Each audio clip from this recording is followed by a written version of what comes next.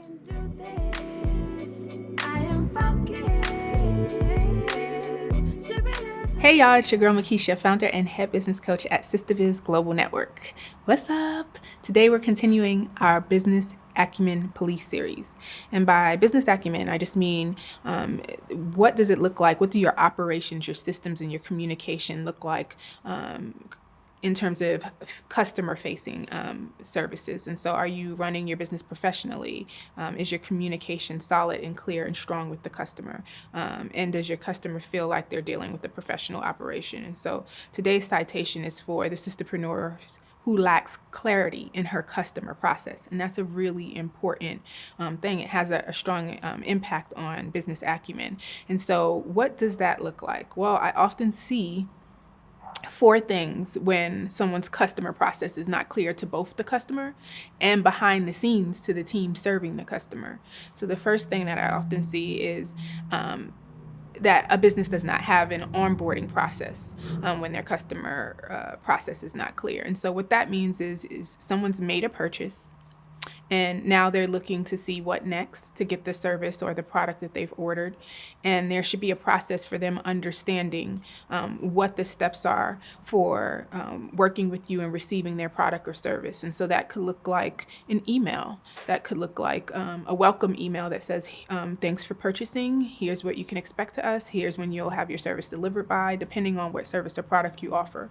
And so the customer gets really clear on exactly what the process is for working with you, when and how they'll receive their service and product, and what they need to do if there's any work that you want them to do on their end. And not having a really clear, strong, solid onboarding process is just a recipe for confusion between you and the customer. The second thing that I see a lot of is a business that doesn't have a client workflow or a fulfillment process. So behind the scenes, you don't have step-by-step how you service clients in a systematic way. And that really just creates inconsistency because you're servicing clients differently every time. And so if you have a team, then that just creates more confusion because different people are going to deliver the service or product differently. And so you really want to have a client workflow that is systematized and that has some automation in it when possible to really cut down on time and manpower in your business. So if you don't have the steps of how you deliver a service or product right, then that is another way in which, your customer may be unclear on what to receive, particularly if it's not being received or you're not delivering the same every single time. And so you need to have a customer workflow, map it out step by step for you and your team every time it's used. And so the third thing that I see often is the client has to ask what's going on or where are we at or what's next. And I'm going to do a follow-up citation on this in our next video on follow-up. But you really don't want your client to have to ask what's going on. Where are we at? When do I get my product? What do you need from me? That's a bad thing. You don't want that to happen. And so really making sure that you're keeping in touch with the client and following up.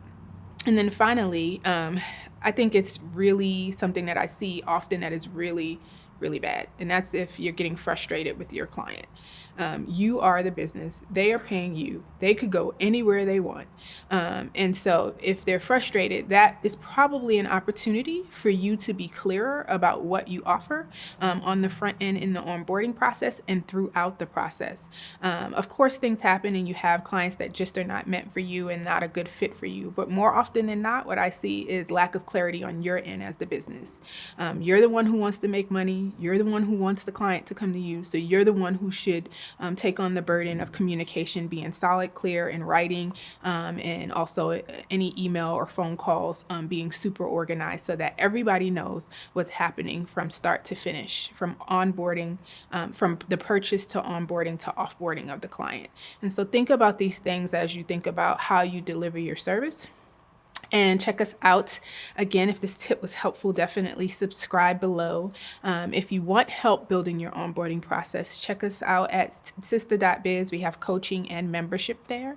And don't forget to subscribe and follow us on IG and Facebook at Sistahbiz. So hopefully this was helpful. If I see you in these streets, I said it. I said what I said. And your customer onboarding process is whack, you're getting a citation. So hope to see you soon and around in our village on Facebook and elsewhere, and check us out for our next business citation for the Business Acumen Police series. Thanks, ladies. It is my time.